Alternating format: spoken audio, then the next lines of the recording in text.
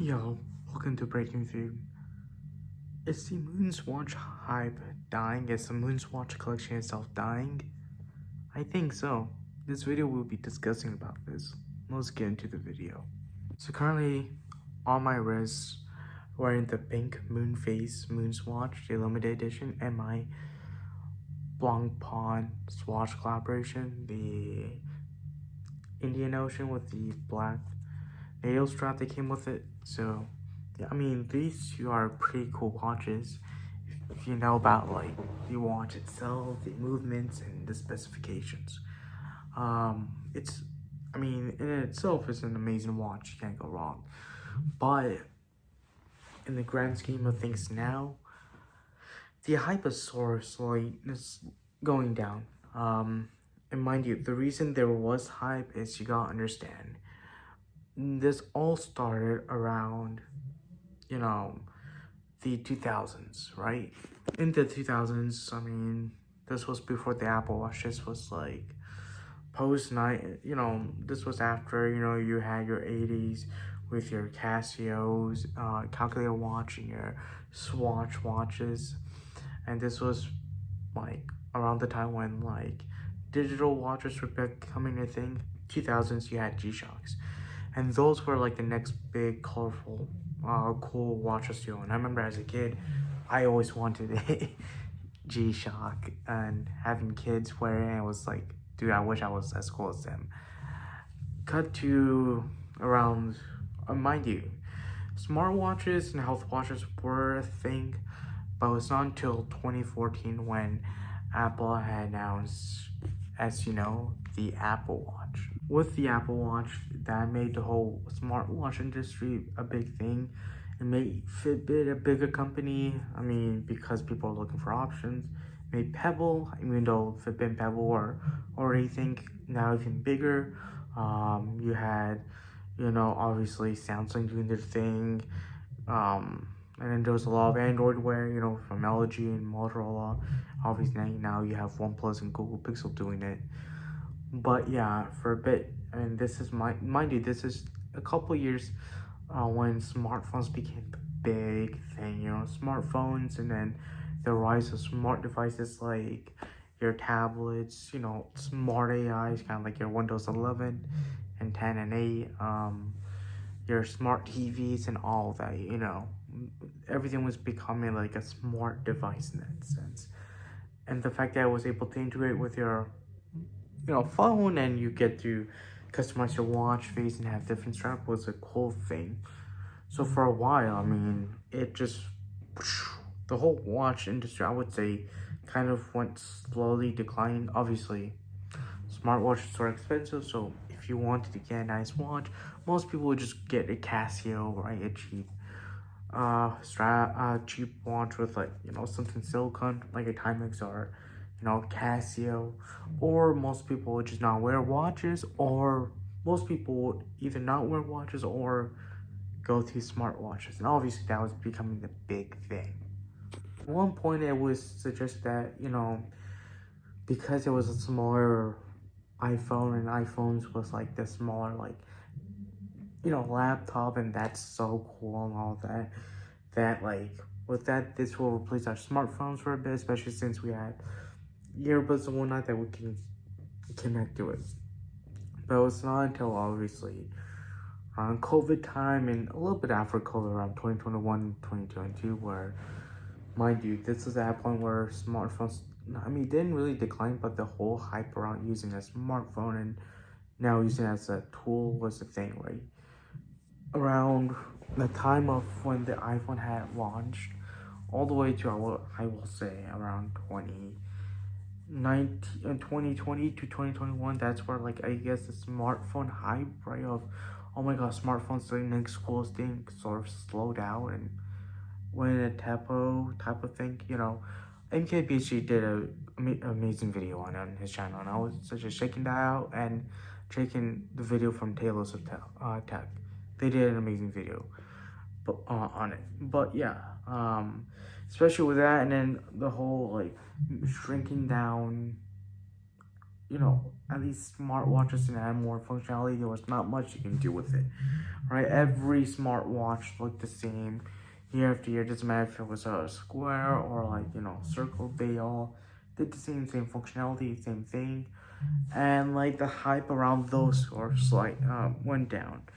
And so this was around COVID time when people, obviously the stock market crashed, but it was like people were like trying to invest in stuff, right? Because it was like, oh, time to invest in those and property, since those all were so cheap to get.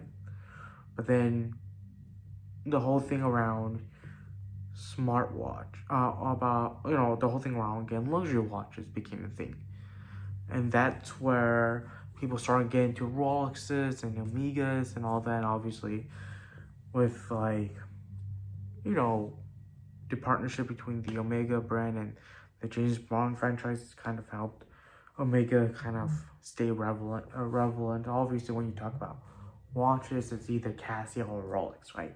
99% of the people that when you talk about watches, it's always going to be Casios and Rolex.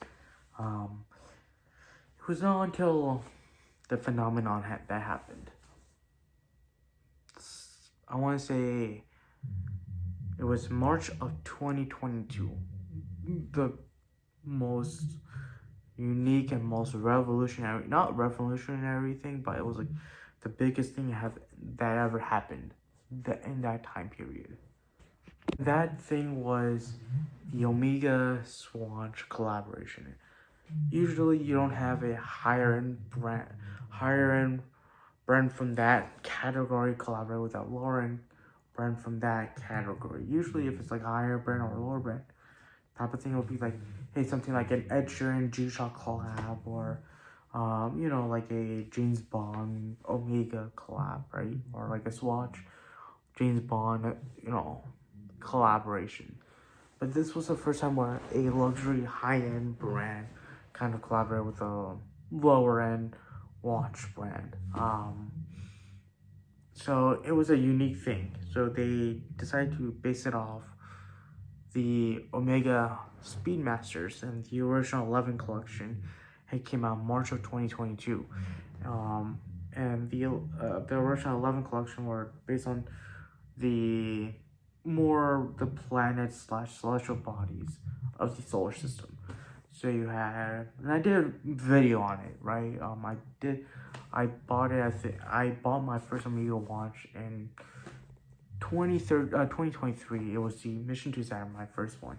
And I kind of went over it, but essentially it was, your Saturn, Sun, Moon, Earth, Neptune, and whatnot. And the people started lining up, right, at every Swatch store ever, trying to get one, and people were reselling it for a lot more.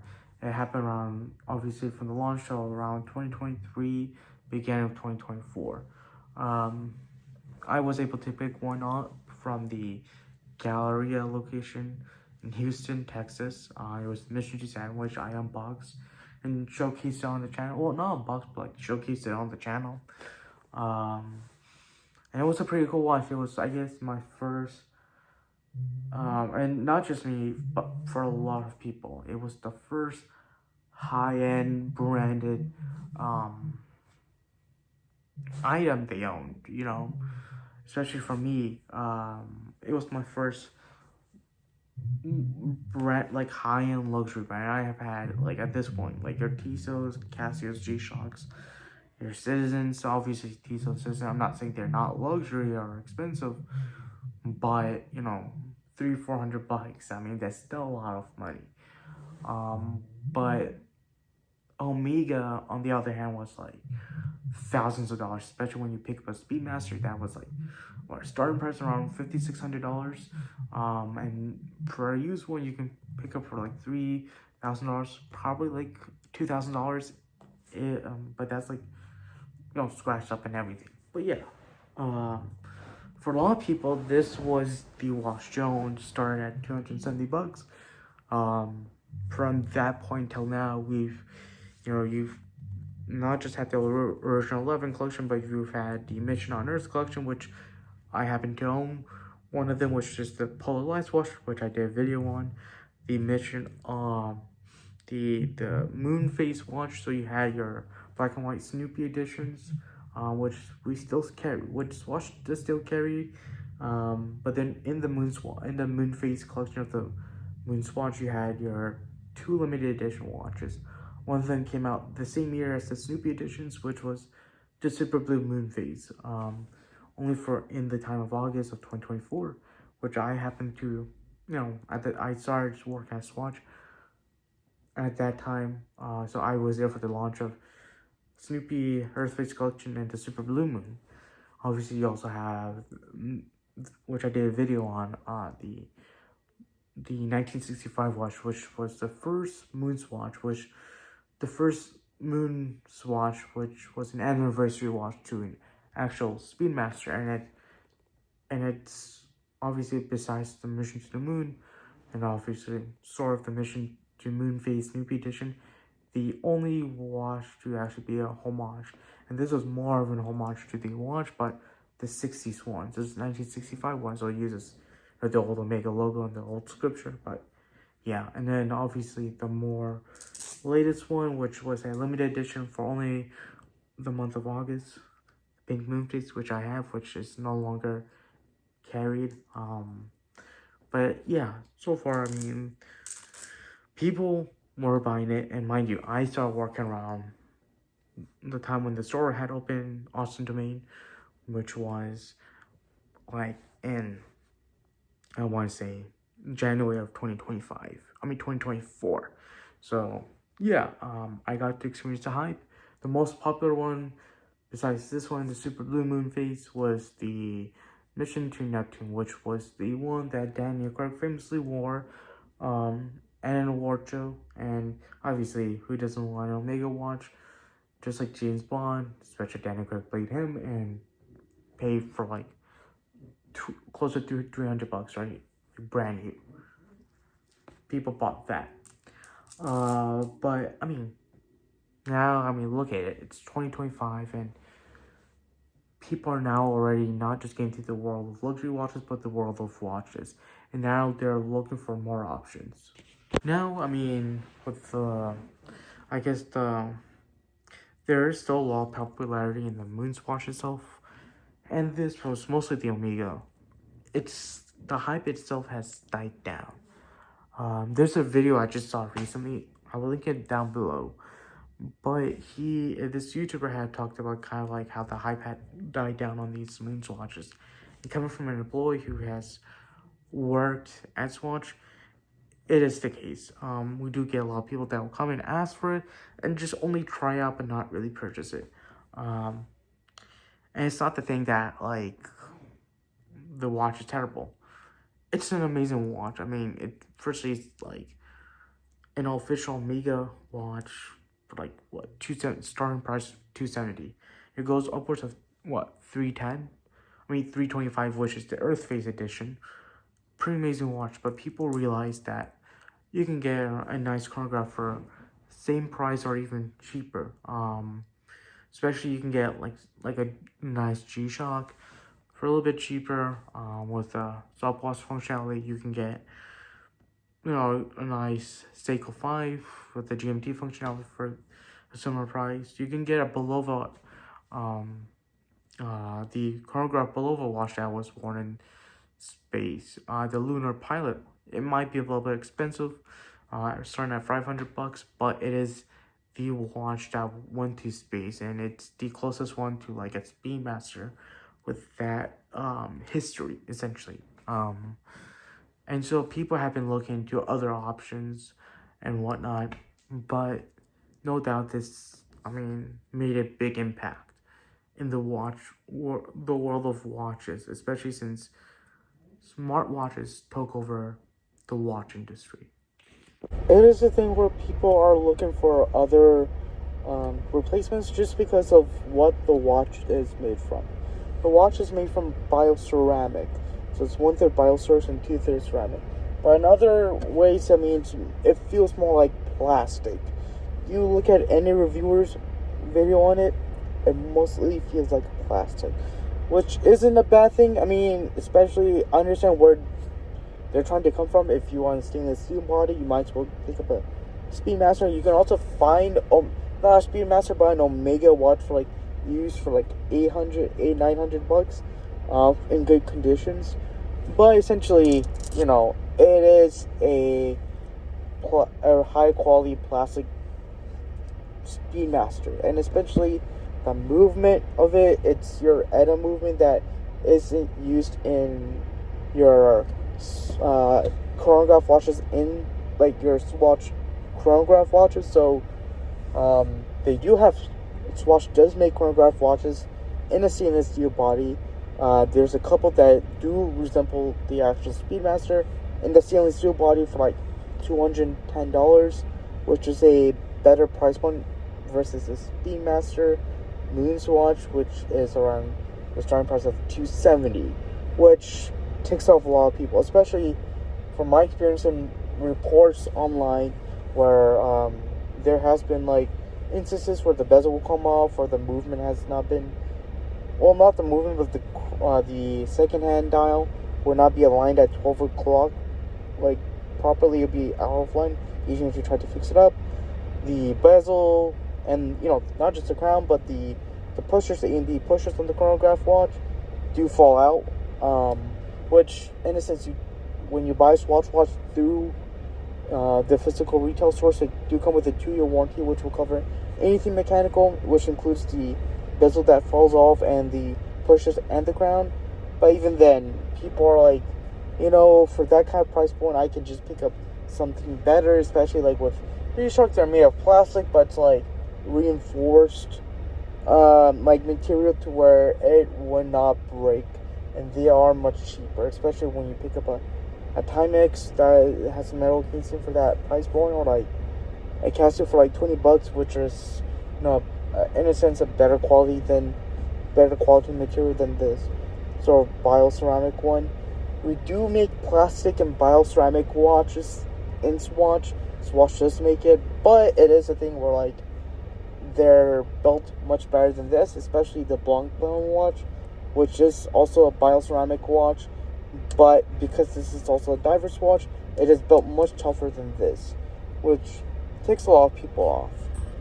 So the question is, I mean, even with the hype going down and obviously the pushbacks from this being, you know, a little bit pricier for what it is and the material and all that, it's still worth it. I think it is to a certain degree. I will say, as if you already have more than one watch, at least one, like I would say you should at least have one watch or more in the collection before you pick this up, just because I feel like this being your only watch, I don't think it's worth purchasing. That's my opinion. So yeah, if anything, I would rather you pick up like your normal Swatch watch, your gents or your new gents, or the chronographs that Swatch offers, or you go, you know, with your Casio, G-Shocks, Timex. I mean, the Snoopy edition of the M70 Timex automatic watch that I had unboxed on this channel not too long ago. It's an automatic watch, diver's watch with a rotating bezel that looks like a Pepsi watch from Rolex. $270. Honestly, that's amazing. I would say that's even a much better deal. I would say that's something that I can daily wear with anything and everything. Even change out the straps for like a, you know, a leather or anything. And usually the metal strap that came with it is pretty good for $270. Honestly, you can't beat that price. So yeah, I mean, that's really it. But thank you so much for watching this video. As always, please stay tuned for more content. Give this a thumbs up, share this video with everyone else, and let me know if you have a MoonSwatch or what kind of watch you wear.